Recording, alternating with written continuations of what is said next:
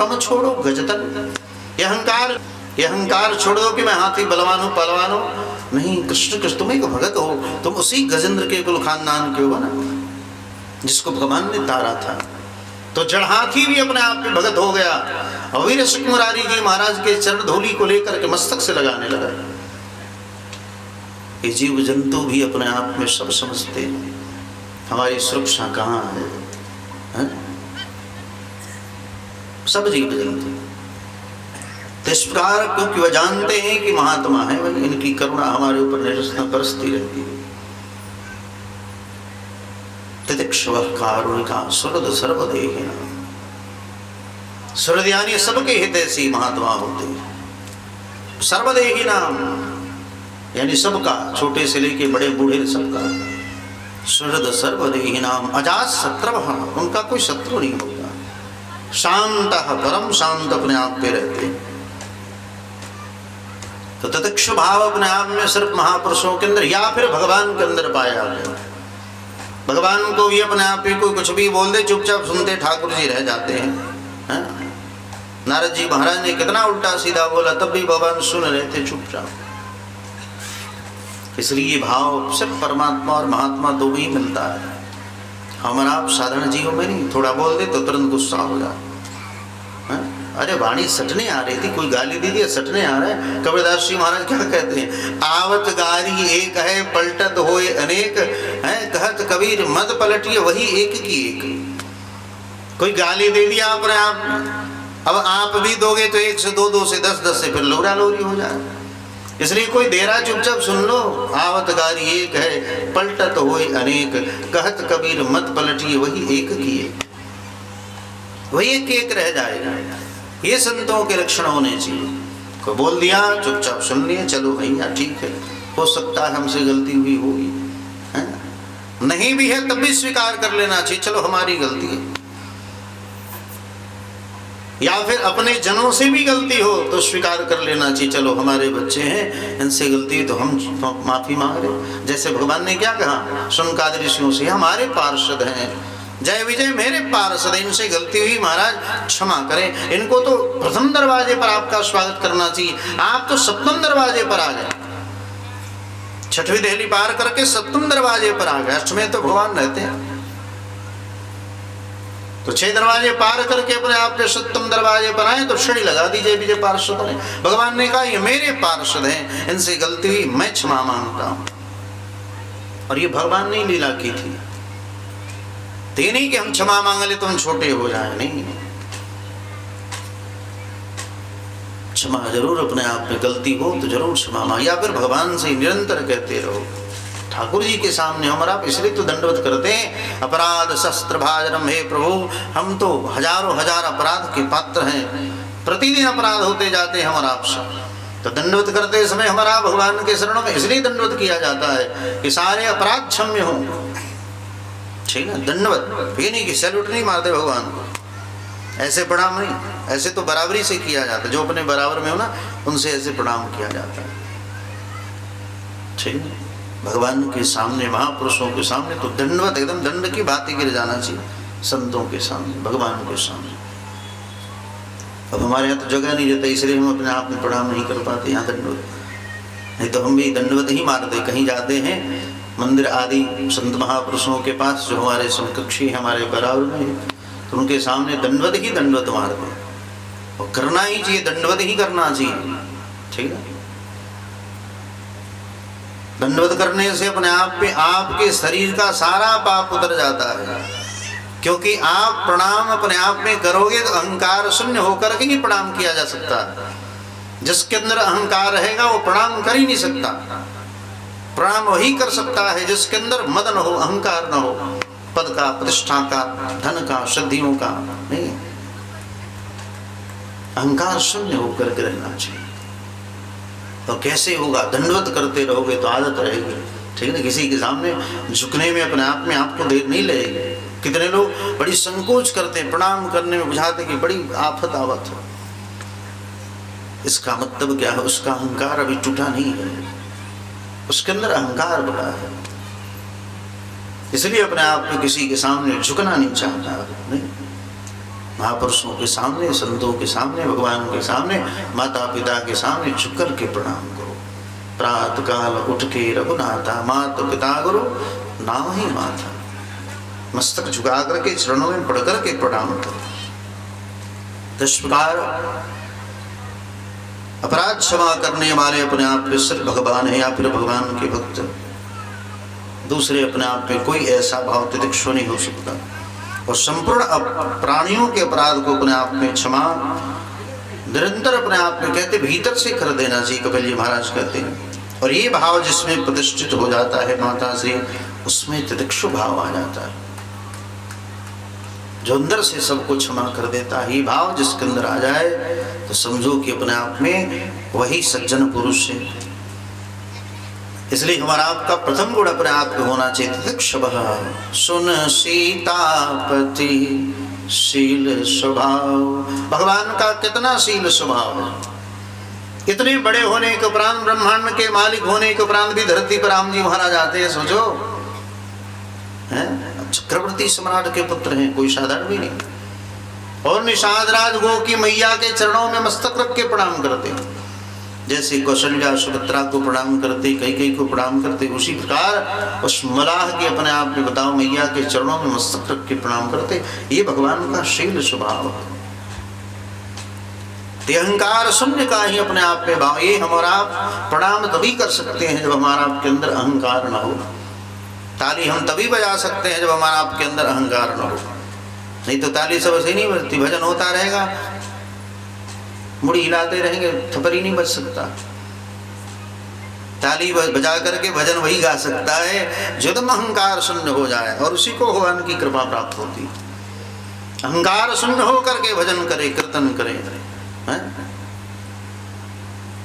जब तक अहंकार ही रहेगा, जब तक अपने आप में मैं बना रहेगा, मैं ही सब कुछ हूं। जब मैं था तब हरि नहीं, और जब हरि है मैं ना है। जब अंदर भगवान आ जाएंगे तो मैं चला जाएगा, अहंकार चला जाएगा। और जब तक मैं है, समझो कि भगवान आपके अंदर नहीं है। कितना भी दिखा दो कि हम खूब सुंदर गिरुआ वस्त्र पहने हैं, खूब तिलक लगाए हैं, अगर ये मैं अपने आप में है तो सरकार भगवान नहीं रहेंगे आपके अंदर। इसलिए संत महापुरुषों के सामने दंडवत करें। और दुनिया की बात छोड़ो, स्वयं भगवान आपका कोई एकांत में अपमान कर दे तब भी हम आपसे नहीं सहन नहीं कर पाते। कोई एकांत में जाके आपका अपमान करे तभी सहन नहीं कर पाते, अंदर गांठ बांध के रख लेते, आज ना तो कल बदला लेवे करो।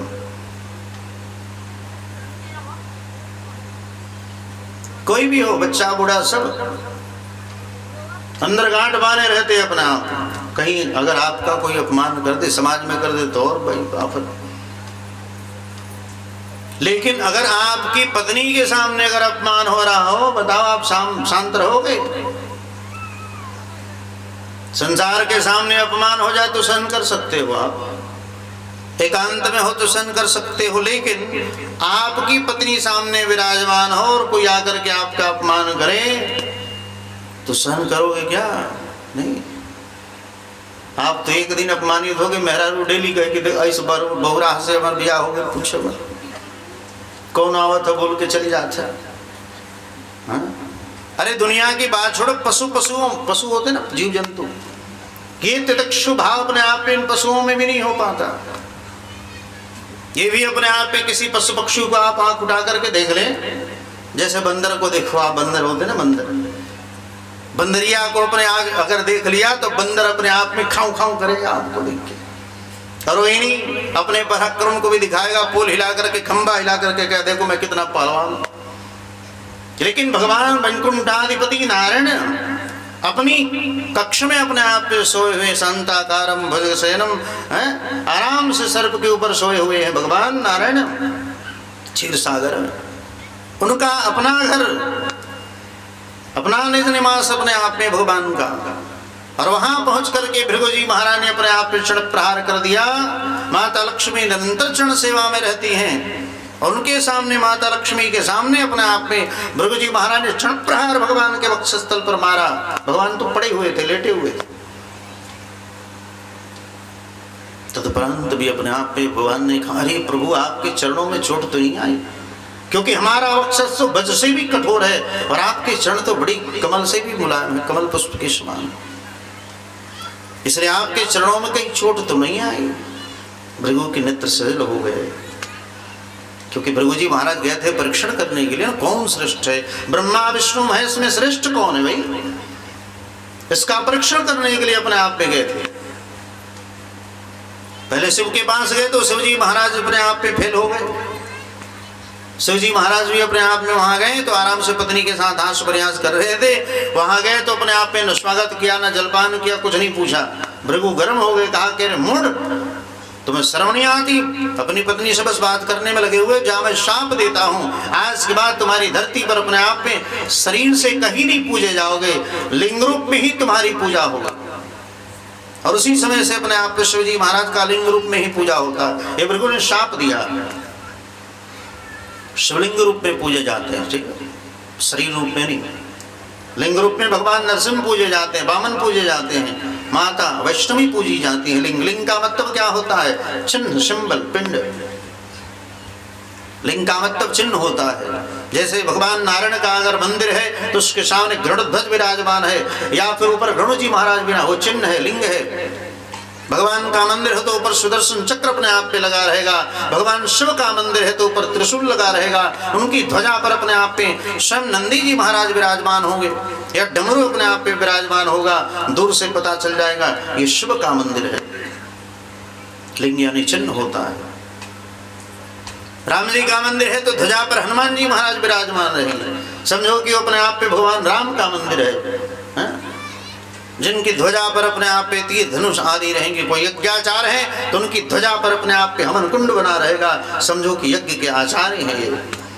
महाभारत देखना आप सब, द्रोणाचार्य आदि अपने आप पे जब बढ़ रहे हैं तो उनके रथों के जो ध्वजा है ना, सबके ध्वजा अलग अलग दिखाई देंगे आपको, सबके चिन्ह अलग अलग है। तो उसी प्रकार लिंग का मतलब चिन्ह भृगु जी महाराज ने शाप दे दिया, जाओ मैं शाप देता हूं, हम तो तुम्हारा परीक्षण करने आए थे कि सारे यज्ञ का अपने आप पे पुण्य कहाँ दिया जाए, किसको दिया जाए, कौन श्रेष्ठ होता है, तीनों में कौन श्रेष्ठ है, या तो इसका परीक्षण करने आया तो बैठे रहे चुपचाप। इसलिए शाप दे दिया, आज के बाद तुम लिंग रूप में ही पूजे जाओगे, ससुरे नहीं पूजे जाओगे। ब्रह्मा के पास गए तो ब्रह्मा को भी शाप दे दिया। ब्रह्मा जी महाराज खूब अप्सराएं नाच रही थी, आराम से आनंद ले रहे थे, तब जाकर के ब्रह्मा को भी शाप दिया, तुम्हारी बुद्धि खराब है, हम तो यज्ञ के पुण्य को तुम्हारे चरणों में डालने आए थे, लेकिन तुम्हारी भी बुद्धि अच्छी नहीं, जा मैं तुम्हें भी शाप देता हूँ, तुम भी अपने आप के शरीर से कहीं पूजे नहीं जाओगे। हाँ, लेकिन जहाँ ब्रह्मा जी महाराज का सिर कट के अपने आप में जो गिरा है पुष्कर में, वही अपने आप में पूजे जाते हैं ब्रह्मा, कहीं पूजे नहीं जाते। और जब भगवान के पास गए तो भगवान पर भी गुस्सा आ गया। भगवान भी आराम से पड़े हुए थे, सरकार निद्रा में ऐसे आराम से पड़े हुए थे, सो रहे थे, सोचो। तो पड़े पड़े जाकर के भगवान ने अपने आप एक क्षण प्रहार भृगु जी महाराज ने वक्षस्थल पर दे मारा।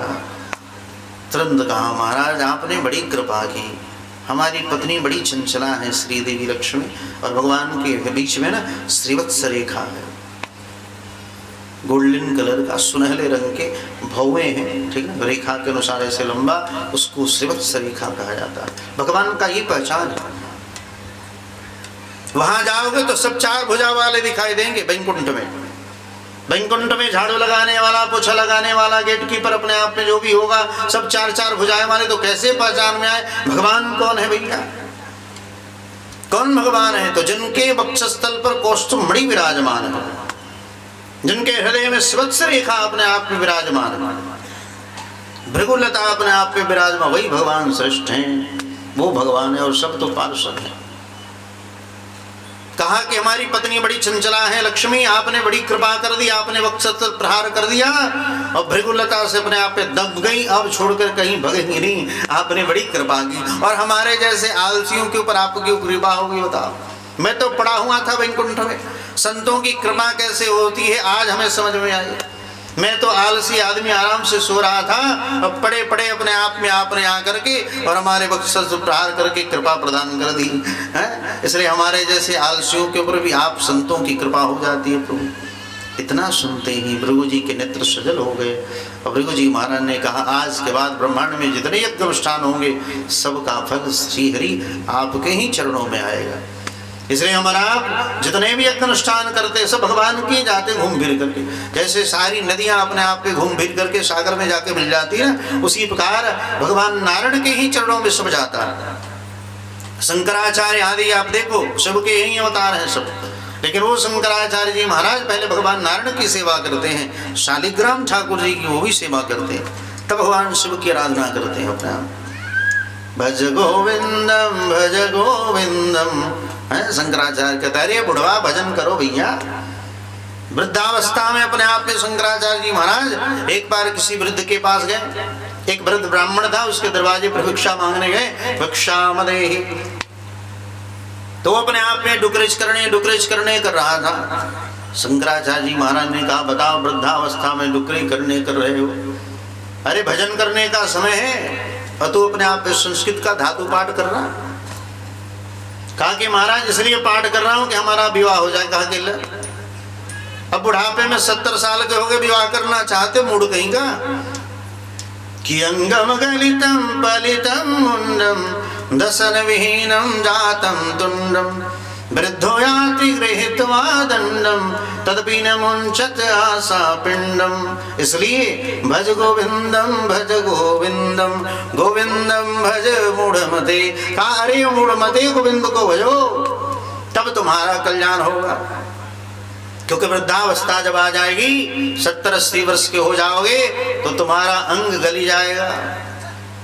वृद्धों को देखो बेचारे जो वृद्ध पड़े हैं, झुर्रियां अपने आप पे पड़ जाएंगी, सारी चमड़ियां ये लटक जाएंगी, जो और आपकी चमड़ी टाइट दिख रही है ना ये सब लटक जाएंगी। अंग बगलितम पलितम मुंडम, यहाँ आपने सामान उठा करके रखा, फिर थोड़ी देर बाद भूल जाओगे, काम ने रखा सब भूल जाओगे, सब भूल जाओगे, स्मरण शक्ति चली जाती वृद्धावस्था में। कपिल जी महाराज कहते मैया कंठे घुरघुराए थे, वृद्धावस्था में कंठ घुरघुराने लगता है। कुलशेखर जी महाराज वो भी कहते हैं, मुकुंद बाला स्तोत्र में कुलशेखर जी महाराज कहते हैं, अपने मन रूपी राजहंस को भगवान के चरण रूपी पिंजरे में फंसा दो। ठीक है ना, मन रूपी राजहंस को, ये मन बड़ी चंचल है, अभी यहाँ बैठा तुरंत कहाँ चला जाए कोई ठीक नहीं। कृष्ण त्वदीय पद पंकज पिंजरांते अद्दैव में विशतमानस राजहंस प्राण प्रयाण समय कफवाक पिक्ते कंठा विरोधन विधौ स्मरणम कुत्स्ते। इसलिए भगवान के चरणों में लगा दो, मनोरूपी राजहंस जो है भगवान के चरणों रूपी पिंजरे में ले जाकर के फंसा दो।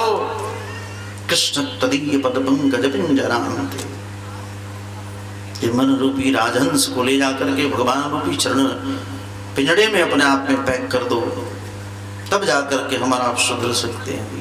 बड़ी चंचल मन है, मन एव मनुष्याणाम कारणम मोक्षयो। मन के हारे हार है, मन के जीत जीत, मन ही मिलावत राम सो मन ही करत जीत। तो स्वयं भगवान ने अपने आप में कहा कि आपने तो बड़ी कृपा कर दी, हमारे जैसे आलसियों के ऊपर भी बड़े बड़े कृपा होगी। भृगु जी महाराज ने कहा, आज के बाद यज्ञ अनुष्ठान जो भी है उन सबका फल है श्री हरि नारायण आपके ही चरणों में निवेदित किया जाएगा। इसलिए कुछ भी शुभ कार्य करो ना, अंत में भगवान के चरणों में अर्पित कर देना चाहिए। खूब संध्या वंदन किया, पूजा पाठ किया, अंत में कृष्णार्पणमस्तु नारायणार्पणमस्तु, अंत में भगवान के चरणों में ही अर्पित कर देना चाहिए। आपका हमने पाठ किया, फिर आपके ही चरणों में, हमें कोई आवश्यकता नहीं आपकी। भगवान हमारा आप आरती क्यों करते हैं? आरती इसलिए किया जाता है कि भगवान की जितनी अलैया बलिया है ना वो सब हमारे ऊपर आ जाए, भगवान के जितने कष्ट हैं दुख हैं वो सब हमारे ऊपर आ जाए। इसलिए आर्त भाव से हमारा आप आरती करते हैं।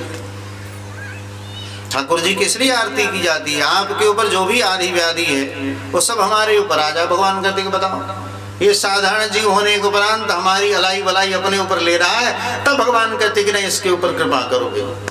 जब ठाकुर जी कृपा करते कि साधारण जीव होने के उपरांत हमारी अलैया बलैया स्वयं ले रहा है तो हमें अपने आप पे कृपा कर देनी चाहिए, तब ठाकुर जी कृपा करते। इसलिए आर्तभाव से मन आप आरती करते। भगवान की आरती अपने आप में शास्त्र में 14 बार बताई गई है, ठीक है ना। 14 बार भगवान की आरती अपने आप पे ध्यान करते हुए करना चाहिए। चतुष्पादः कलेयम्, भगवान की अपने आप की खूब आरती करो। लेकिन पहले दोनाभिधेय से भगवान के नाभि कमल की, पहले तो 4 चरणों की आरती होनी चाहिए, 4 बार भगवान के श्री चरणों की आरती। दुनाभिधेय से 2 बार भगवान के नाभि कमल की आरती। ध्यान ये करें कि पूरा ब्रह्मांड अपने आप पे भगवान के उदर में विराजमान है, ठीक है ना। और तब मुखमंडल एकम, एक बार भगवान के मुख की आरती होनी चाहिए, ठीक है ना। 4 बार चरणों की आरती, भगवान के चरणों का ध्यान करके, भगवान के चरण के नख अपने आप पे मणि का दर्शन करते हुए, नखमणि का दर्शन करते हुए आरती करनी चाहिए ठाकुर जी। तो 4 बार भगवान के खूब सुंदर लाल लाल चरणारविंद है और उसके अपने आप पे नखमणि का ध्यान करते हुए आरती आदि करनी चाहिए। या फिर भगवान के चरणारविंद का लाल लाल चरणारविंद है जिनमें प्रजांग शुद्ध पुष्प आदि सब विराजमान है भगवान के चिन्ह, ऐसे 4 बार भगवान के चरणों की आरती। दुनाभिधेय से 2 बार भगवान के नाभि की कमल की आरती, यानी पूरा नाभि कमल, ये उधर ही पूरा ब्रह्मांड अंतरिक्ष नाभ्यास अंतरिक्षम है, सारा ब्रह्मांड इसी में छिपा हुआ। मुखमंडलीकम, एक बार भगवान के खूब सुंदर अपने आप पे मुखारविंद का ध्यान करते हुए आरती करनी चाहिए। खूब सुंदर भगवान का खूब विशाल अपने आप पे गाध नेत्र है, भगवान की भुएं अपने आप पे धनुष के समान है, ऐसे भगवान का अपने आप पे ध्यान का। भगवान के कपोल खूब सुंदर सुंदर है, गुलाबी गुलाबी भगवान की कपोल है, अधर अपने आप में लाल लाल होठ है ठाकुर जी की, नासिका सुए के ठोर के समान है भगवान का, खूब सुंदर कान है, कानों में मकराकृत कुंडल विराजमान है, खूब सुंदर भगवान की घनावरी अपने आप विशाल केस है, काले काले घुंघरीले भगवान के अपने आप में केस है, ऐसे खूब सुंदर भगवान मणियों से युक्त अपने आप में लाल पीले हरे नीले रंग के अपने आप में खूब सुंदर मणियां विराजमान है, ऐसा दिव्य भगवान मुकुट धारण करते हैं। ऐसे मुखारविंद का ध्यान करो और तदुपरांत अपने आप में 7 बार पूरे विग्रह की आरती, यानी चरणारविंद से लेकर के पूरे विग्रह की आरती करनी चाहिए। हम और आप क्या करते हैं, लुकार भाजते हैं, होली में लुकार भजा रहा ना, वैसे हमारा अगरबत्ती तो वो जरा ओम जय जगत बुझा तो भगवान भागत हूँ। अरे भैया प्रेम से आरती करो, भगवान को एकदम ध्यान करते करते आरती करो। कहाँ आपका मन अटक जाए, कहाँ फंस जाए कोई नहीं जानता। हो सकता है घरेले केस में आपका मन जाके फंस जाए, भगवान के खूब सुंदर नासिका में मन फंस जावे, भगवान का खूब सुंदर नकबुल्ली में मन फंस जाए। ठाकुर जी नकबुल्ली ऐसे लटका हुआ धारण करते, तो नकबुल्ली में ही अपने आप पे ध्यान लग जाए आपका। खूब सुंदर विशाल नेत्र है, वहाँ ध्यान लग जाए। भगवान के खूब सुंदर पूरे ब्रह्मांड में सर्वोच्च तिलक भगवान नारायण का है, तो उस तिलक में अपने आप में आपका मन लग जावे। इसलिए चरणारविंद से तक का ध्यान करो। और ऐसे जब हमारा भाव से आरती करेंगे और भगवान को ही स्वीकार करते हैं, आर्त जिज्ञासु अर्थार्थी ज्ञानी च भरतर्षभ, ये भगवान के भक्तों के लक्षण हैं। तो ऐसे भगवान की आरती करनी चाहिए, हमारा ध्यान करते हुए भगवान का, ये नहीं कि लुकार बाज रहे हैं भगवान भाग गए मूर्ति में से, कह रहे भैया कहीं हमारा के जराई मत दी है, लुकार भाज रहा है। इसलिए बड़ी आदर सहित प्रेम से अपने आप में खूब सुंदर से आरती करनी चाहिए। ये ब्रह्मचारी आदि जो होते हैं ना, वो अच्छी तरह से आरती करते हैं। भगवान के मंदिरों में दक्षिण भारत आदि चले जाओ, जहाँ भगवान नारायण के खूब सुंदर मंदिर, वहाँ देखो आरती कितनी विधि, प्रेम से आरती अपने आप में आर्त भाव से करो। तो परीक्षा लेने के लिए अपने आप में गए थे, ब्रह्मा विष्णु महेश में श्रेष्ठ कौन है? अंत में श्रेष्ठ भगवान नारायण ही श्रेष्ठ है। भागवत इसलिए लिखा गया, लोग दिग्भ्रमित हो गए, कौन श्रेष्ठ है? शिव श्रेष्ठ है कि ब्रह्मा श्रेष्ठ है कि काली दुर्गा चंडी श्रेष्ठ है? इसलिए ये भागवत महापुराण अंत में लिखा गया, आलप शस्त्राणि विचार पुनः पुनः तिरमेकम निष्पन्नो देव नाशदाह गेव नाशदा श्रेयो नाशदाह। अंत में निचोड़ निकाला गया, नहीं, नारायण ही सबसे श्रेष्ठ है। इसलिए अष्टादश पुराण के रूप में 18वें पुराण के रूप में जिसको पुराण तिलक कहा गया, ये श्रीमद् भागवत महापुराण। और जितने भी पुराण हैं सब इनकी सेवा करते हैं। पद्म पुराण, ब्रह्मवेद पुराण आदि अपने आप पे सरों डुलाते हैं इनको, भागवत महापुराण। इसलिए अपमान सहन करना बड़ी बात नहीं, सम्मान सहन करना बड़ी बात है। अपमान तो हमारा छिपा लेते हैं भैया, ठीक है, लेकिन सम्मान अपने आप में नहीं छिपा पाते। अरे हमारा तो यहाँ बड़ी सम्मान, सम्मान को भी पचाना सीखो, अपमान को भी पचाना सीखो। कल हम चीज बताए थे ना, 9 चीज गोपनीय रखना चाहिए, 9 चीजों को छिपा करके। आयुर्वृत्तम गृहच्छद्रमंत मैथुर्भीषजम दानमान अपमानम च नो गोपनीय यत्त पूर्वक छिपा करके रखना चाहिए। इसलिए अपमान तो होना, आप सहन नहीं करोगे तो कोई पहलवान मिल जाए और उसके साथ अपने आप में हाथाबाजी करोगे, एक बार मारा नहीं मानोगे तो और मारेगा, खाते रहो लात जूता। इसलिए सहन कर लेना चाहिए।